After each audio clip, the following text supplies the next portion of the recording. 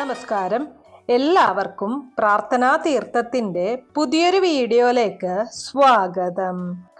നമ്മുടെ ഹൈന്ദവ വിശ്വാസ പ്രകാരം മഹാലക്ഷ്മി ദേവിയുടെ അവതാരമാണ് തുളസി ദേവി എന്ന് പറയുന്നത്. നമ്മുടെ വീട്ടിൽ മഹാലക്ഷ്മി സാന്നിധ്യം ഉറപ്പുവരുത്തണം എന്നുണ്ടെങ്കിൽ ആ വീട്ടിൽ നിർബന്ധമായിട്ടും ഒരു തുളസി തൈ വീടിൻ്റെ തിരുമുറ്റത്ത് നട്ടുവളർത്തണം എന്നുള്ളതാണ്. പഴയ ആൾക്കാർ, നമ്മുടെ കാരണവന്മാരൊക്കെ പറയുന്നത് നിങ്ങൾ കേട്ടിട്ടുണ്ടാവും. ഒരു വീടായി കഴിഞ്ഞാൽ ആ വീടിന് മുന്നിൽ ഒരു തുളസിത്തറ ഉണ്ടാവണം. അതില്ല എന്നുണ്ടെങ്കിൽ ആ വീട് പൂർണ്ണതയിൽ എത്തില്ല എന്നാണ് പറയുന്നത്. നമ്മുടെ വീടിന്റെ മുന്നിൽ പ്രധാന വാതിലിന് അഭിമുഖമായി നമ്മൾ ഇറങ്ങി വരുന്ന സമയത്ത് കണി കാണുന്ന രീതിയിൽ ഒരു തുളസിത്തൈയെങ്കിലും നട്ടു വളർത്തണം. സാക്ഷാൽ മഹാലക്ഷ്മി ദേവി അവതരിച്ചതാണ് തുളസി ദേവിയായിട്ട്. അപ്പൊ മഹാലക്ഷ്മി ദേവി നമ്മുടെ വീട്ടിൽ കുടികൊള്ളുന്നതിന് തുല്യമാണ് ഇത്തരത്തില് തുളസി വീടിന്റെ തിരുമുന്നിൽ നട്ടു വളർത്തുന്നത്. പ്രധാനമായിട്ടും നമ്മുടെ വീട്ടിൽ തുളസി വളർത്തേണ്ടത് 3 ഭാഗങ്ങളിലാണ്. 1 നമ്മുടെ വീടിന്റെ മുൻഭാഗത്ത്, 2 വീടിന്റെ വടക്ക് ദിശയില്, 3 വീടിന്റെ വടക്ക് കിഴക്കേ മൂലയില്. ഈ 3 ഭാഗങ്ങളിൽ നിർബന്ധമായിട്ടും തുളസി വളർത്താനായിട്ട് ശ്രമിക്കണം. ഇനി നിങ്ങളുടെ വീട് വടക്ക് ദർശനമായിട്ടുള്ളതാണെങ്കിൽ വീടിന്റെ മുന്നിൽ ആവുന്നത്ര തുളസി തൈകൾ നട്ടു വളർത്തുക. അത് നിങ്ങൾക്ക് എല്ലാ തരത്തിലുമുള്ള ഐശ്വര്യം കൊണ്ടുവരുന്നതാണ്. തുളസിയെ പറ്റി പറയുന്ന സമയത്ത് ഏറ്റവും പ്രധാനപ്പെട്ടത് തുളസി പൂത്തുലഞ്ഞു നിൽക്കുക എന്ന് പറയുന്നതാണ്. ചില വീടുകളിലൊക്കെ നമുക്ക് കാണാനായിട്ട് സാധിക്കും, വീടിന്റെ മുറ്റം നിറയെ ഇങ്ങനെ തുളസി തൈകൾ നട്ടുപിടിപ്പിച്ചതും താനെ കിളിർത്തു വന്നതും ഒക്കെ ഉണ്ടാവും. ഇതൊക്കെയും പൂവിട്ട് നിൽക്കുന്നത് കാണാനായിട്ട് സാധിക്കും. ഇത് എല്ലാ വീടുകളിലും സംഭവിക്കുന്ന കാര്യമല്ല. എല്ലാ വീടുകളിലും നമുക്കിങ്ങനെ കാണാൻ സാധിക്കില്ല. ചില വീടുകളിൽ നമ്മൾ എത്രയൊക്കെ തുളസി നടാനായിട്ട് ശ്രമിച്ചു കഴിഞ്ഞാലും അത് വളരില്ല. നട്ട് കുറച്ച് ദിവസം കഴിയുമ്പോൾ ഉണങ്ങിപ്പോവുകയും അത് നശിച്ചു പോവുകയോ ഒക്കെ ചെയ്യും. എന്നാൽ ചില വീടുകളിൽ ഞാൻ ഈ പറഞ്ഞതുപോലെ അത് താനെ കിളിർത്ത് വരും.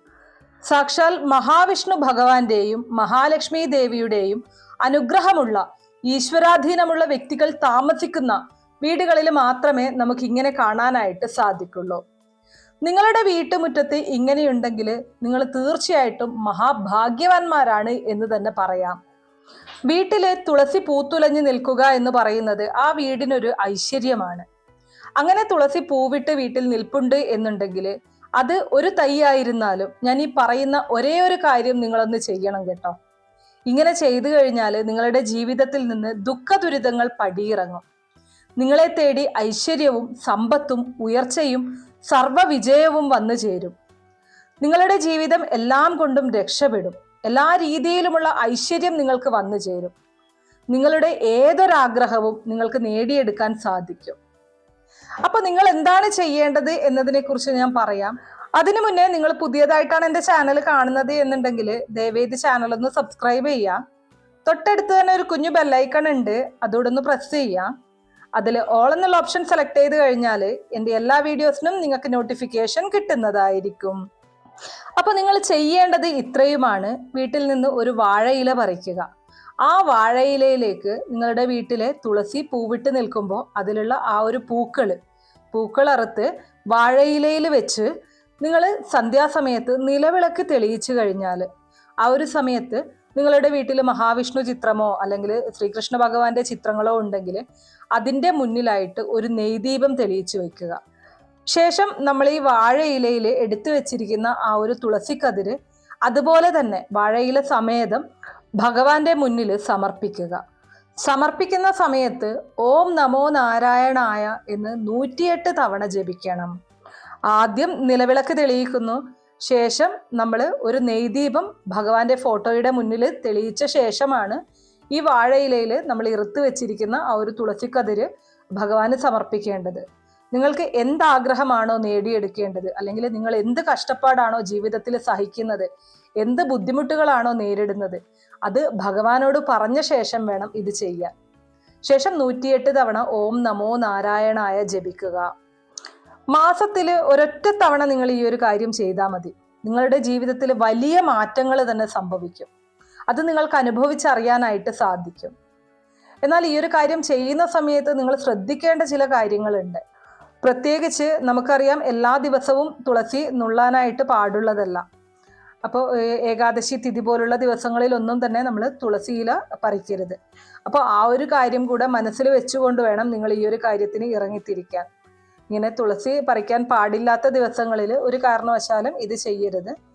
അതുപോലെ തന്നെ സന്ധ്യയ്ക്ക് നിലവിളക്ക് തെളിയിച്ച ശേഷമാണ് നമ്മളിത് സമർപ്പിക്കേണ്ടത്. അതുകൊണ്ട് തന്നെ സന്ധ്യയ്ക്ക് മുന്നേ തന്നെ ഇത് ഇറുത്ത് വയ്ക്കാനായിട്ട് പ്രത്യേകം ശ്രദ്ധിക്കണം. സന്ധ്യാസമയങ്ങളിലൊന്നും ഒരു കാരണവശാലും തുളസി ഇറുക്കാനായിട്ട് പാടുള്ളതല്ല. ആ ഒരു തെറ്റ് ചെയ്തുകൊണ്ട് നമ്മളിങ്ങനെ ഭഗവാന് സമർപ്പിച്ചു കഴിഞ്ഞാൽ അതിൻ്റെ ഫലമായിരിക്കില്ല നമുക്ക് ലഭിക്കുന്നത്. പകരം നമുക്ക് വീണ്ടും ബുദ്ധിമുട്ടുകൾ കൂടുകയാണ് ചെയ്യുക. അപ്പോൾ ഏതൊരു കാര്യമായാലും ചെയ്യുന്ന സമയത്ത് കൃത്യമായിട്ട് എല്ലാ കാര്യങ്ങളും പാലിച്ചുകൊണ്ട് മനസ്സിലാക്കിക്കൊണ്ട് ചെയ്യുക എന്നുള്ളത് വളരെ പ്രധാനമാണ്. എല്ലാ മാസവും നിങ്ങളിങ്ങനെ ചെയ്തു കഴിഞ്ഞാൽ ഏറ്റവും ഉത്തമമാണ്. നിങ്ങളുടെ എല്ലാ സ്വപ്നങ്ങളും പൂവണിയും.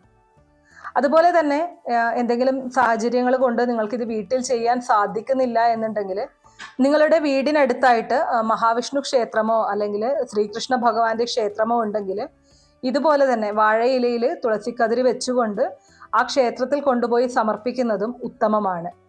അതുപോലെ തന്നെ നിങ്ങളുടെ ആഗ്രഹം നേടിയെടുക്കാൻ സഹായിക്കുന്ന മറ്റൊരു കാര്യമാണ് തുളസിമാല കെട്ടിക്കൊണ്ടുപോയി ഭഗവാന് സമർപ്പിക്കുക എന്നുള്ളത്. 3 വ്യാഴാഴ്ച തുടർച്ചയായിട്ട് അടുത്തുള്ള വിഷ്ണു ഭഗവാന്റെയോ ശ്രീകൃഷ്ണ ഭഗവാന്റെയോ ക്ഷേത്രത്തിൽ ഭഗവാന് തുളസിമാല കെട്ടിക്കൊണ്ടുപോയി ചാർത്തിക്കഴിഞ്ഞാൽ സമർപ്പിച്ചു കഴിഞ്ഞാൽ നിങ്ങളുടെ ഏതൊരാഗ്രഹവും നേടിയെടുക്കാനായിട്ട് സാധിക്കും. നമ്മുടെ വീടിന് എല്ലാ തരത്തിലുള്ള ഐശ്വര്യങ്ങളും നൽകുന്ന ഒരു ചെടിയാണ് തുളസി ചെടി എന്ന് പറയുന്നത്.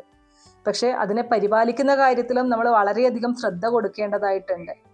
ഞാൻ എപ്പോഴും പറയുന്നത് പോലെ തന്നെ നമ്മൾ തുളസിക്ക് ജലം അർപ്പിക്കുന്ന സമയത്തായാലും തുളസിയെ പരിപാലിക്കുന്ന സമയത്തായാലും ഒക്കെയും ശുദ്ധിയും വൃത്തിയോടും കൂടി വേണം ചെയ്യാനായിട്ട്. അതുപോലെ തന്നെ നമ്മുടെ വീട്ടിലുള്ള ശ്രീകൃഷ്ണ ഭഗവാന്റെയോ വിഷ്ണു ഭഗവാന്റെയോ ഫോട്ടോയ്ക്കും അതുപോലെ വിഗ്രഹത്തിനുമൊക്കെ വ്യാഴാഴ്ച ദിവസങ്ങളിൽ തുളസിമാല കെട്ടുന്നത് വളരെ നല്ലതാണ്. ഇങ്ങനെ ചെയ്യുന്നതും നമുക്ക് വളരെയധികം ഗുണഫലങ്ങൾ കൊണ്ടുതരുന്നുണ്ട്. തുളസിത്തറയിൽ ഒരു ദീപമൊക്കെ വയ്ക്കാൻ സാധിക്കുന്നവരാണ് എന്നുണ്ടെങ്കിൽ അങ്ങനെ ചെയ്തു കഴിഞ്ഞാൽ വളരെ ഐശ്വര്യപ്രദമാണ്. നിങ്ങളുടെ കുടുംബത്തിലെ എല്ലാവർക്കും അതിൻ്റെ ഒരു ഐശ്വര്യം ലഭിക്കുകയും ചെയ്യും. ഞാൻ ആദ്യം പറഞ്ഞതുപോലെ തന്നെ നമ്മൾ എവിടേക്കെങ്കിലും ഇറങ്ങുന്ന സമയത്ത് തുളസിയെ കണി കണ്ടുകൊണ്ട് പോകുന്നതൊക്കെ വളരെ ഐശ്വര്യപ്രദമാണ്. നമ്മൾ ഇറങ്ങിത്തിരിക്കുന്ന ആ ഒരു കാര്യം വിജയകരമായിട്ട് പൂർത്തിയാക്കാൻ നമുക്ക് സാധിക്കും. അതുപോലെ തന്നെ നമ്മുടെ ജീവിതത്തിൽ നല്ല കാലം വരുന്നതിന് മുന്നേ ശുഭസൂചകമായിട്ട് തുളസി ചില ലക്ഷണങ്ങൾ കാട്ടിത്തരും. ഒരുപാട് തുളസി തൈകൾ വീട്ടിന് ചുറ്റും താനെ കിളിർത്തു വരുന്നതും അതുപോലെ തന്നെ ഒരുപാട് പൂവിടുന്നതുമൊക്കെ ശുഭസൂചനകളാണ്.